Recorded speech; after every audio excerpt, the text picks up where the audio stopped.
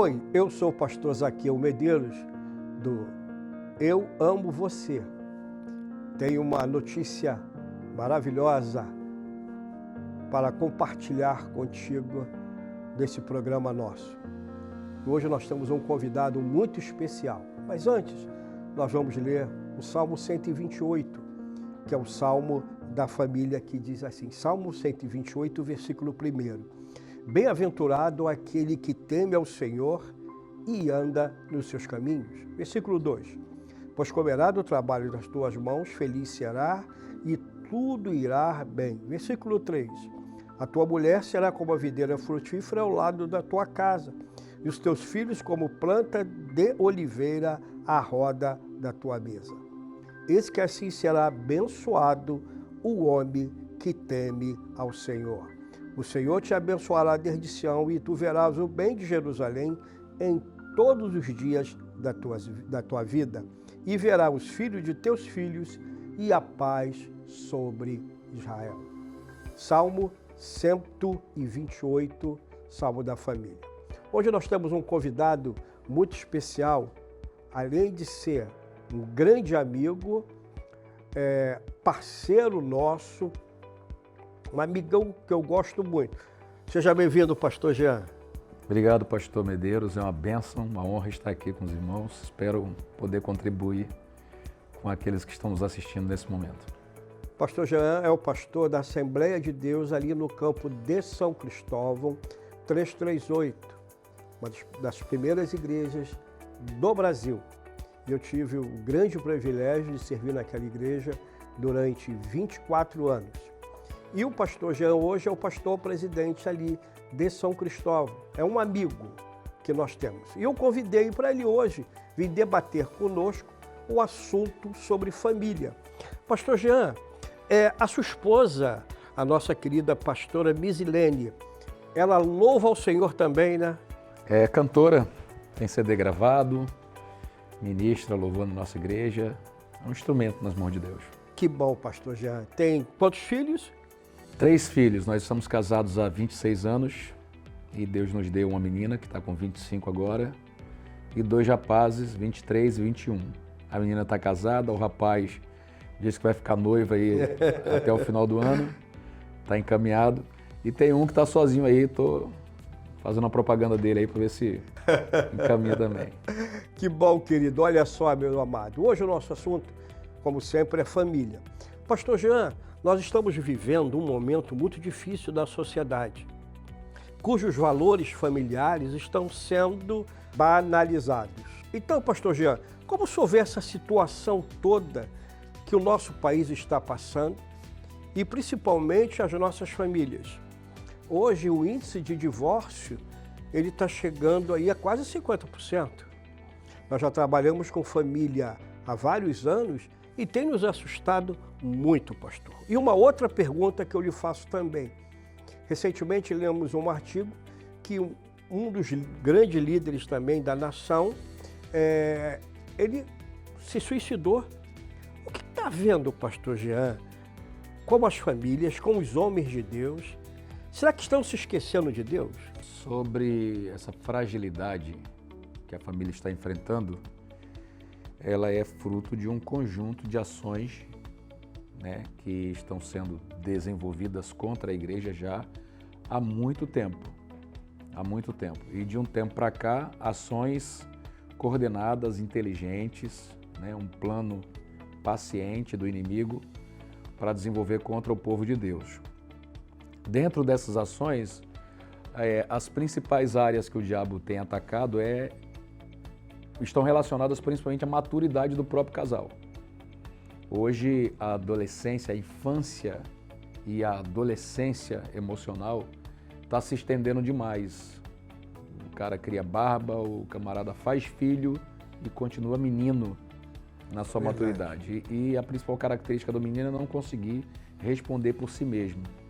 Então, pense como é que fica uma vida a dois, debaixo do mesmo teto, onde as figuras que estão naquele casamento são imaturas, não respondem por si mesmas, vão dar destino a uma nova família, mas não têm maturidade para responder por isso, para assumirem a liderança daquela casa. Então, já é uma tragédia anunciada só por essa questão, pelo prolongamento, né, da imaturidade das pessoas como um todo. Outra questão que tem sido muito atacada é a questão da própria masculinidade, da figura masculina. Esse é o maior sofredor de todos. Tem sido atacado aí não somente na questão da virilidade, isso é um problema até, um desdobramento, um secundário, mas na própria hombridade. Nós temos um curso na nossa igreja que é o de Homem ao Máximo, né? Sim. Onde nós ensinamos que a hombridade é semelhança a Cristo. A Bíblia diz que Jesus é o varão perfeito, então ele é o ápice da hombridade. Quando eu busco semelhança em Cristo, através da sua palavra e no temor que vivo para Ele, eu estou desenvolvendo a minha hombridade, tá? E o que acontece hoje? Hoje as pessoas estão se afastando dessa figura, né, de varão perfeito que é o nosso Senhor Jesus Cristo. Bom, e respondido isso, pastor, está explicado também a segunda questão. Você vê homens que estão à frente de outros homens, são líderes, mas cuja força moral e a resistência emocional desse cara é pequena. Por isso que eles acabam tirando a própria vida. O corpo é o templo do Espírito Santo. A Bíblia diz, Deus destruirá quem destruir esse templo. Não precisa nem matar, né? Não precisa nem se suicidar. Apenas tratar mal o santuário, o templo do Senhor, já é um motivo de juízo, tá? Então, eu insisto que a igreja, primeiro, apresente isso de forma específica em oração a Deus, para tentar reverter esse quadro e trabalhe no amadurecimento de sua membresia, a fim de que ela não caminhe, não reme para o lado dessa grande multidão que está se perdendo a cada dia. Pastor Jean, dentro desses anos trabalhando com família, uma grande reclamação das esposas e algo que mexe até conosco, muito no profundo, é que os homens hoje estão se dedicando a ver vídeos pornográficos. E isso está virando algo muito natural. É uma traição aqui, é outra traição ali. E nós que temos, o senhor tem 20 e poucos anos, eu tenho 42 anos casado com a Marlene, o certo parece estar errado e o errado parece que está certo. Quando que o senhor vê o conjunto dessa obra maligna que está sendo introduzido no nosso meio, e o pior, dentro do seio da igreja? Então, pastor, eu costumo ter o cuidado de dizer o seguinte, pecado é pecado, não importa qual seja, e produz o mesmo fruto. Sim. O salário do pecado é a morte. É a morte. Né? Eu faço uma comparação assim, a pessoa que cai de uma cadeira, quebra o pescoço, outra que cai do 50º andar e morre. Qual das duas morreu mais morrida? As duas estão mortas. Mas a gente percebe no que sobrou daquelas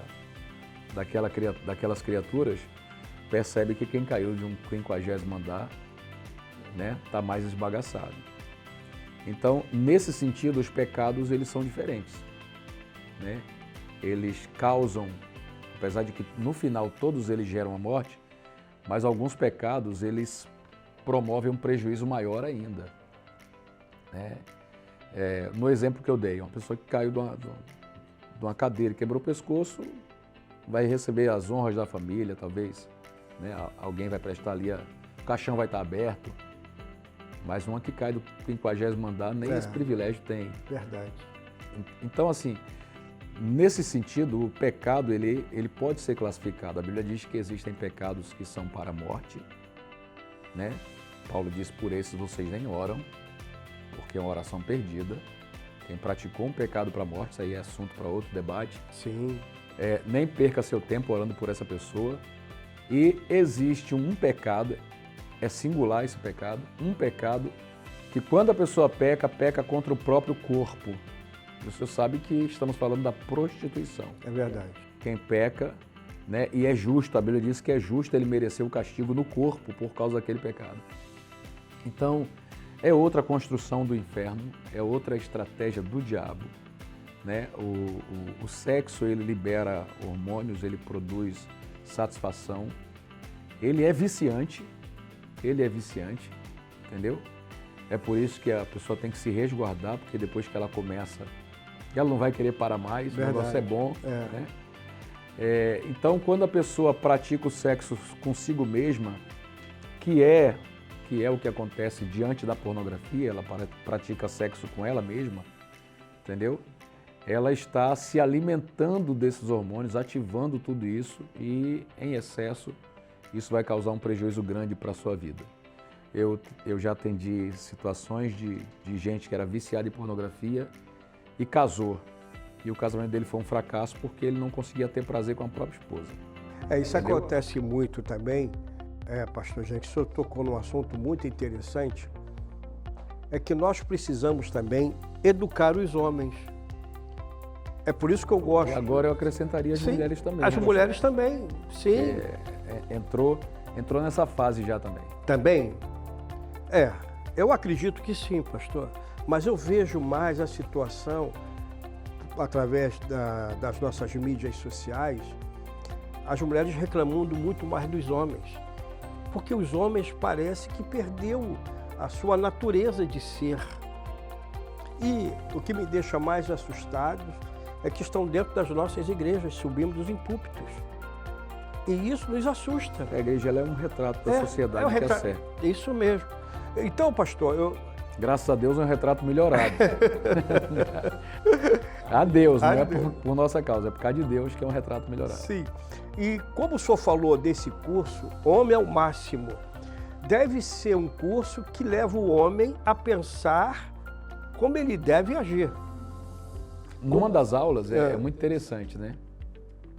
Numa das aulas, o comentarista do livro diz o seguinte, eu não posso chamar de problema o que a Bíblia chama de pecado. Forte essa expressão. Algumas pessoas dizem assim, eu tô com um problema. Não, cara, você tá em pecado, então ajeita a sua vida diante de Deus. Então, as pessoas estão relativizando aquilo que a palavra de Deus chama de pecado. Você está caminhando para a morte. Não é um problema, como se você pudesse, com papel e uma caneta, dar solução àquilo. É pecado, então não chame de problema o que na verdade se trata de pecado. Então, esse confronto no curso, ele é muito provocador, entendeu? O cara mete o pé no meio do curso e desaparece, ou ele cria vergonha na cara e vai até o final, né? Tem ajudado muito a nossa igreja. Eu acredito que sim, porque quando nós estamos tratando de família, que é algo muito forte, e poucas igrejas, infelizmente ainda, levam a sério esse termo chamado família. Quantas pessoas nos procuram dizendo, pastor, eu estou com um problema sério no nosso casamento. Imagine o senhor, pastor de uma grande igreja, Assembleia de Deus de São Cristóvão. Quantos dilemas já passaram pela sua mão? E tem muitos pastores que não estão sabendo lidar com essa situação. Não é? Não sabem lidar com essa situação. Eu sei que o senhor é uma pessoa experiente, que a sua esposa também é, a pastora Mesilene, uma mulher de Deus. E como o senhor vê essa situação do nosso meio? Estou falando do nosso meio. Os nossos pastores precisam buscar uma capacitação. Cada geração tem as suas demandas, né? E assim, eu cheguei na igreja numa época em que os pastores, por exemplo, não davam gabinetes. Isso é uma coisa nova, dentro da Assembleia de Deus, por exemplo, é uma coisa nova. O pastor ter essa preocupação de abrir a porta dele, gabinete, atender. Então, hoje é o que a gente mais faz, entendeu? Hoje o trabalho nos bastidores, no gabinete ali na sala do pastor, eles se intensificam a cada dia. Eu tenho uma opinião. A gente está tendo muito trabalho embaixo porque não estamos tendo a coragem de dizer a verdade em cima do altar, né? Então isso está criando uma geração fragilizada de crentes e aí acaba que a bomba estoura ali na mesa do pastor. Então é importante que primeiro os pastores revejam aquilo que ensinam no altar, sejam mais assertivos, contundentes, pregue a verdade, insta, confronte os contradizentes, como a palavra de Deus recomenda, até para te aliviar no seu momento ali de expediente. Se não, se prepare para ter muito trabalho no gabinete.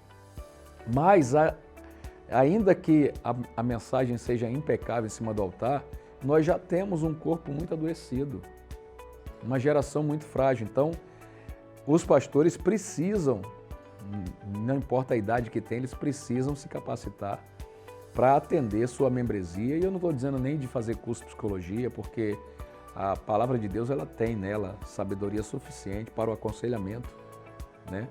Mas é fundamental que o pastor procure primeiro se prestar a esse papel. Porque tem gente que pensa que não é o papel dele, e é papel do pastor. Sim, concordo com o senhor.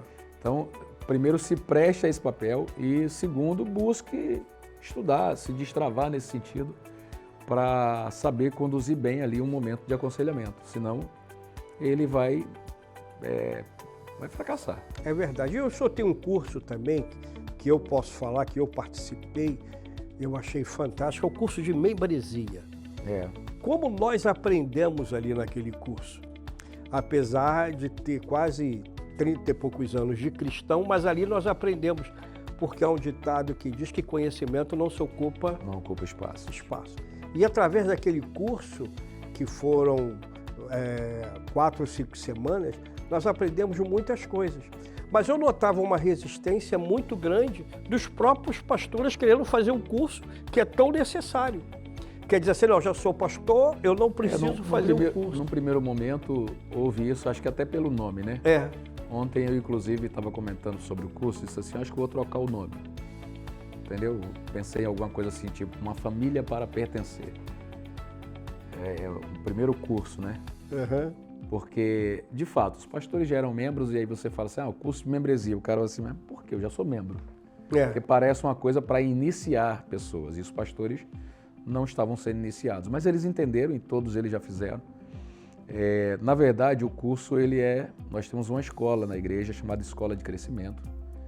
Essa escola, ela é vivida através de vários cursos e o de membresia é o primeiro deles, é a porta de entrada para a escola. Tanto é que a gente apresenta, ele serve para apresentar a própria escola, que a pessoa vai encontrar dentro daquela escola. E segundo, falamos sobre a história, a visão e o propósito do nosso ministério local ali. Vários pastores estão pegando essa ideia, estão reproduzindo, adaptando e reproduzindo nas suas igrejas. Graças a Deus. E eu louvo a Deus porque, de uma certa forma, estamos sendo essa referência para outras igrejas, para outros ministérios, né? Mas a escola de crescimento, ela é uma combinação de coisas que eu já encontrei na igreja de outros amigos. Existem pastores que estabeleceram na sua igreja uma escola de princípios. Então, naquela escola de princípios, o que é que ele passa? Princípios da palavra de Deus. Ele está estabelecendo a sua regra de fé e de prática, a doutrina da sua igreja. E aí eles chamam de escola de princípios. Em outras igrejas, já existe a ideia da escola a escola ministerial. Sim, isso mesmo. Então, como os nossos ministros serão formados aqui? Os nossos obreiros, a nossa liderança. Essas pessoas são encaminhadas a uma escola, né? Uma sequência de cursos. Então, mas tem outro foco, é o foco ministerial, formação de liderança. A escola de crescimento, ela combina essas duas ideias. Ao mesmo tempo em que a gente treina a nossa liderança, né, para ficar à frente daquele povo, a gente já aproveita para estabelecer os nossos princípios, a nossa doutrina. E graças a Deus está sendo uma bênção. Não é fácil, pastor. Acredito. Tem gente que pensa que é uma coisa simples de se estabelecer, não é fácil, né? O desafio espiritual e também a própria prática da escola não é uma situação muito fácil, está muito fora da nossa rotina, ainda mais nesse tempo de pós-pandemia, né? Lá a gente teve que adaptar, estabelecendo praticamente o curso inteiro hoje acontece online, através da plataforma Zoom. Então é uma escola, dá para fazer, não era o ideal era trazer o povo para perto, né? Presencial é sempre mais frutífero, mas são desafios que a gente está vivendo aí para a glória de Deus. com um certo sucesso. Eu me lembro também, pastor, de um outro curso que eu gostei muito, que o senhor começou a fazer, o Projeto Zaqueu. Que eu vi o crescimento. Né? Eu vi ali um crescimento muito grande da igreja. Né?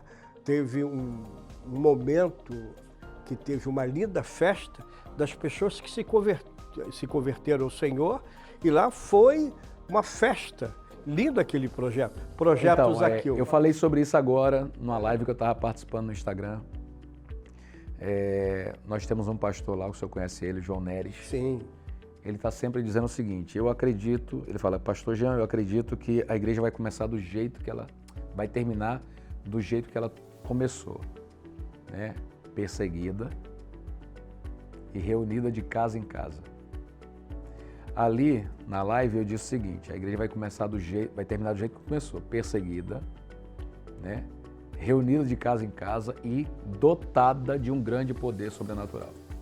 Também creio. Porque pela salvação dos últimos frutos, né?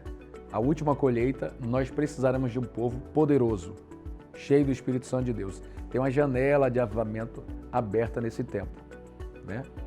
Mas dentro desse pacote, como eu já citei, tem a questão do trabalho de casa em casa. E por que a gente chamou lá de Projeto Zaqueu? Porque Zaqueu, ele reuniu seus amigos para receber Jesus dentro da sua casa. Então essa é a ideia, estender a igreja para dentro dos lares. Eu com os meus amigos para receber Jesus dentro da minha casa. Essa é a filosofia do Projeto Zaqueu, que, sendo muito honesto, dando crédito aí a esse movimento que Deus tem feito também em outros ministérios, nada mais é do que o trabalho de células. Células, pequenos grupos, que a Assembleia de Deus fez durante a sua história inteira, desde a sua abertura. Gunnar Vingre, no seu diário, disse: assim nasceu a nossa igreja, de casa em casa, mas que, infelizmente, na década de 90 para frente, esse programa foi abandonado, né? Depois ele foi combatido, a Assembleia de Deus se esforçou para combater, infelizmente, sua própria história, combater sua própria história, mas que agora, por bondade divina, está sendo resgatado. Vários pastores assembleanos estão retomando essa ideia do trabalho nos lares, porque não há igreja que funcione somente no templo. Atos 5:42 é o texto áureo do Projeto Zaqueu, onde a palavra de Deus diz assim: e a igreja se reunia todos os dias no templo e nas casas. Verdade. Então essa é a ideia do Projeto Zaqueu. Estamos trabalhando na restauração desse programa.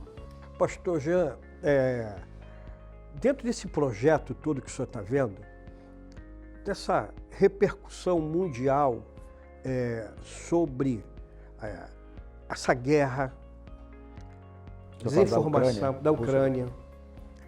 Tivemos alguns pastores lá na Ucrânia. Tem guerra aqui no Brasil também. E tem guerra também aqui no Brasil também. Mas na Ucrânia existe um grupo de pastores que estavam pedindo oração. Eu acho que é muito importante a igreja voltar a orar 24 horas, igual o senhor falou hoje. É importantíssimo a oração. Eu não me lembro agora qual foi o ator, mas eu estava lendo, o escritor, melhor dizendo, de um livro que na Segunda Guerra Mundial destruíram uma cidade toda. Mas lá tinha uma igreja. E dentro daquela igreja tinha um povo. A bomba não caiu ali, porque a igreja estava em... Fizeram um filme disso aí. Oração. Eu acho que está faltando, não, graças a Deus, não pela sua vida, não pela sua denominação e a igreja que o senhor dirige, que é uma igreja que gosta de oração. Mas eu vejo também hoje uma geração Nutella, que quase não se fala em oração. Prega-se muito poder, muito pula-pula, mas a Bíblia está sendo esquecida. E a arma do crente qual é? É a oração. E eu gostaria que o senhor fez um trabalho muito interessante, eu acho 50 dias de oração, não foi? E o resultado, pastor? Então, isso vem lá de Atos também, né? A igreja primitiva é a nossa grande referência. A igreja se reuniu para orar 10 dias. E em 10 minutos, um vento impetuoso e veemente encheu toda a casa. 10 dias de oração para 10 minutos de movimento, né? Você consegue ler aquela pregação de Pedro em 10 minutos. Sei. E 3.000 almas se converteram. O que está acontecendo hoje? O povo inverteu. Ora 10 minutos e gasta aí 10 anos para poder fazer o que a igreja fez em pouco tempo. Então, eu sempre fui uma pessoa voltada ao evangelismo, então isso nos obriga a orar. Mas de um tempo para cá, o Jair está aqui no estúdio, ele é nossa testemunha, de um tempo para cá eu entendi que antes de chegar em um território para compartilhar a palavra, nós precisamos amarrar os demônios na esfera espiritual. E isso só acontece com oração. A gente tem o que muita igreja chama aí de culto do amigo, né? Aquele dia em que todo mundo se esforça para levar um amigo na igreja, para ouvir a palavra. A gente chama lá de Jubileu da Salvação, que é um tempo em que todos os que estão escravos serão libertos, né? Só que a gente precede esse dia, né, esse culto do amigo, esse momento da libertação do pecador, a gente precede ele com um período de 50 dias de oração, entendeu? Amaciando o terreno. Como eu sou do exército, né? A infantaria, eu sou de infantaria, a infantaria antes de partir para a guerra, ela espera que a artilharia faça o amaciamento do terreno, através dos seus fogos. Sim. Então ela bate, é fogo, granada, e o inimigo se intoca, quem não morreu tem que se esconder, e aí a infantaria vem e sobe com mais facilidade para conquistar. Então hoje nós temos dedicado de forma mais séria, mais concentrada, períodos de oração. Inclusive, vou aproveitar para fazer uma propaganda aí, né? Nesse próximo domingo, dia 9, eu não sei quando é que o programa vai ao ar aqui, mas no dia 9 agora de outubro, nós vamos começar uma campanha de 21 dias de oração em nossa igreja. A oração vai ser de 11 à meia-noite, com todo o povo reunido, cada um nas suas casas pela rede social. Vamos fazer aquele trabalho de clamor em prol do futuro do Brasil. Paralelo a isso, nessa mesma data, vamos iniciar de novo a Torre do Jejum. Como é que funciona isso? Um grupo de, no mínimo, 4 irmãos se reúnem às 18 horas, para iniciar um jejum de 24 horas. Então, começa às 18 de um dia, termina às 18 horas do dia seguinte. No dia que ele termina o jejum, ele vai se unir com um outro grupo, também de 4 pessoas, e vão orar juntos, porque um vai passar o bastão para o outro. E esse jejum prossegue. Então, todo dia nós teremos aí um grupo de 4 irmãos jejuando, se sacrificando, se humilhando diante de Deus, pedindo para Deus reverter o quadro da nossa nação. A nossa nação, ela é muito interessante, tanto para Deus quanto para o diabo.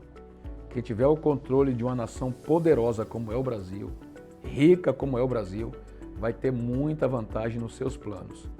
E Deus, ele não é como o diabo, ele não salta o muro, ele não entra pela janela. Deus, ele bate a porta e espera que a gente abra, né? Ele é educado, ele trabalha em cima dos seus princípios, dos seus valores. Ele não é ladrão nem salteador. O diabo, ele não respeita critério nenhum, não joga nas 4 linhas. O diabo, ele é corrupto, né? Ele é clandestino. Ele trabalha na ilegalidade. Então, para ele vale tudo. Para o nosso Deus, não. Nosso Deus só trabalha dentro daquilo que é legal. E ele disse que a terra foi dada aos filhos dos homens. Então, é claro que Deus tem interesse no Brasil. É claro que Deus tem poder para fazer sozinho, para dizer ao diabo, diabo, nem no inferno você tem a chave, quanto mais de uma nação como o Brasil, né? Mas ele só vai tomar aí o governo dessa nação, só vai ser o Senhor dessa nação, se o povo dessa nação desejar, se abrir a porta. Ele disse, se alguém abrir a porta, eu entrarei na sua casa. Então estamos abrindo a porta para a glória de Deus, estamos abrindo a porta dessa nação para o Senhor Jesus Cristo tomar posse dela. E a Bíblia diz, feliz é a nação cujo Deus é o Senhor. É o Senhor. Quando eu me referi à Ucrânia, porque tem vários irmãos lá. Esquecendo de falar da Ucrânia. Tem vários irmãos nossos lá. Eu recebi várias mensagens pedindo oração, que estão sendo Vamos orar por invadidos, eles. mulheres sendo violentadas. O mundo ele está de cabeça para baixo. E eu creio que a volta do Senhor Jesus está muito breve em acontecer. Porque o que Eu acho você... que testemunharemos isso. Eu também creio. Eu acho que eu não vou ver a morte. Eu tenho dentro de mim que eu não vou O senhor ver. tá velho, né? Eu vou ser arrebatado Tô brincando pelo porque a gente é Senhor. amigo. Vou ser arrebatado. Porque do jeito que esse mundo está, o mundo está de cabeça para baixo. Hoje uma guerra começa-se num aperto de um botão. Aperta um botão ali, pronto, destrói uma nação. E eu peço ao senhor, toda a igreja que está nos ouvindo, o nosso povo, vamos orar pelo povo da Ucrânia. Tem irmãos nossos lá que estão clamando, pedindo oração. E eu creio ainda quando a Bíblia diz que a oração do justo pode muito em seus efeitos. E as famílias daquela nação, você imagina aquelas famílias, jovens, homens com 60, 70 anos sem poder sair de casa, tendo que ir para o fronte matar uma outra pessoa. Olha que situação. É uma guerra, ela traz prejuízo de toda a ordem, né? Foi a Segunda Guerra Mundial que enfraqueceu a figura masculina. Foi. Né? Pense aí na quantidade de mulheres que são abusadas e acabam gerando um filho sem um pai. Sim. Pense naquelas famílias que perderam o pai, o provedor. Entendeu? A criança que vai crescer sem o seu pai, porque ele faleceu numa batalha. Enfim, as famílias que são divididas, filho para um canto, mãe para o outro, irmão para o outro. Então, assim, não dá. A guerra é uma coisa horrorosa, não dá para mensurar o prejuízo que ela traz, né? Não só durante a própria guerra, mas no pós-guerra. É sempre um momento de muita vergonha. É uma vergonha para a humanidade no século XXI ainda se sujeitar. Verdade. Né? Testemunhar guerras. Mas a Bíblia diz que essa seria uma das marcas do tempo do fim. E assim, para muita gente, pode dizer, mas sempre teve guerra. Mas, gente, numa época como essa, não deveria ter guerra. Não deveria, de jeito nenhum. Né? E a Bíblia sabe que naturalmente eram para as guerras sumirem. Entendeu? Estabelecimento das democracias, facilidade de comunicação entre os povos. Era para estarmos vivendo agora um tempo de harmonia. Entendeu?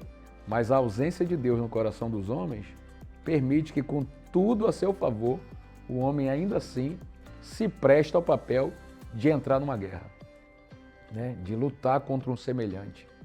Isso é inadmissível, né? Não tem explicação dentro da lógica. Verdade. Né? A explicação disso está realmente no mundo espiritual, porque o mundo jaz no maligno.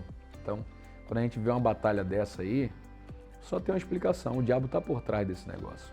Né? Sim. E o Senhor fez previsão desse momento, dessa situação.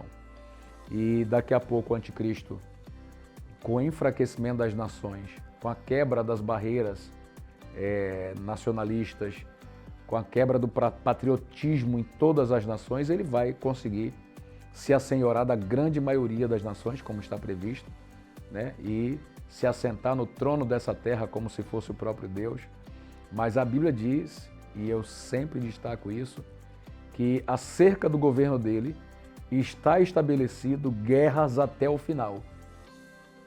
Para quem pensa que o diabo governaria a terra inteira, dê uma olhada nesse texto. Como é que alguém é governante da terra inteira se ele vai ter que estar em guerra até o final? Para se manter no trono, ele vai ter que enfrentar a fúria das outras nações. E quem são essas outras nações? São nações que não se curvaram ao seu domínio. E eu estou profetizando em nome de Jesus que a nação brasileira não se curvará diante do poder do anticristo, né? Ela continuará aliada de Israel como tem sido até esse momento e viverá as bênçãos que Deus prometeu a Abraão. Quem te abençoar será abençoado. Eu creio também, queridos, olha, que entrevista maravilhosa. Quero agradecer muito a presença do pastor Jean. Foi muito esclarecedor. Você, meu amigo, minha amiga que está junto conosco, eu quero chamar você. reúna a sua família. O maior ministério começa dentro de casa. Você, sua esposa e seus filhos, a orarem. Porque o nosso adversário, ele não brinca. Ele não brinca. E ele não dorme. E a função dele é enfraquecer a igreja. E ele enfraquecendo a igreja, ele enfraquece as famílias. Deus abençoe. Pastor Jean, mais uma vez, muito obrigado. Pastor Zaqueu, eu que agradeço. Obrigado aí ao Medeirinhos, que está operando aqui a nossa live. Bom ter a companhia do pastor Jair e bom falar com você que está em casa. Que Deus te abençoe. Deus abençoe. Nós somos da Agratus Play. Convido a você a nos procurar nas nossas mídias sociais. Agratus Play. Deus abençoe a sua vida.